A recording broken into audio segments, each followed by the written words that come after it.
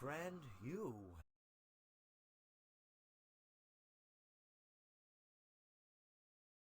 have met a terrible...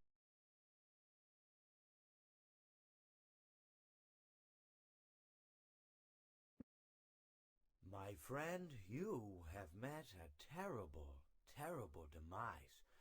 But, I don't feel too bad about it. After all, if it weren't from me, it would have just been from someone else, you know? I guess what I'm trying to say is life goes on. Well, for everyone else, life goes on, not for you. You're dead. But that's neither here nor there. It reminds me of one summer day in the park. I was having just a delightful picnic with my good friend Orville. And I said to him, Orville, I have a story. And he said to me, what's the significance of the story? And I said to him, Orville, not every story has to have significance, you know? Sometimes a story is just a story. If you try to read into every little thing and find meaning in everything anyone says, you'll just drive yourself crazy. Had a friend do it once. Wasn't pretty. We talked about it for years. And not only that, but you'll likely end up believing something you shouldn't believe and thinking something you shouldn't think, or assuming something you shouldn't assume, you know?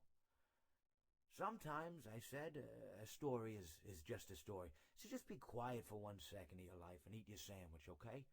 Of course, it was only then I realized I made sandwiches, and poor Orville was having such difficulty eating it. Elephants have those clumsy hands, you know? Actually, I suppose that's the problem. They don't have hands at all, do they? They're all feet, and I couldn't imagine someone asking me to eat a sandwich with my feet. Now, if I recall correctly, there was a bakery nearby.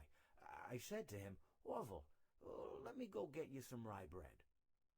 Now, I'm unsure if elephants enjoy rye bread, but I assure you that Orville does.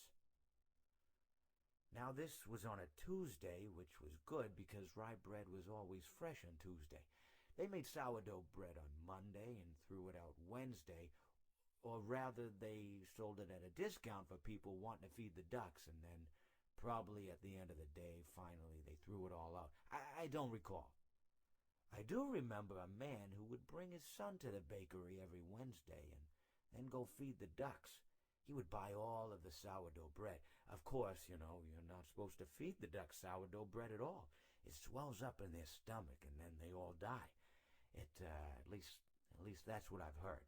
I never saw any ducks die myself, but I did notice a substantial decrease in the duck population over the course of a few years. I just never thought to stop the man and tell him that he was killing the ducks by feeding them sourdough bread.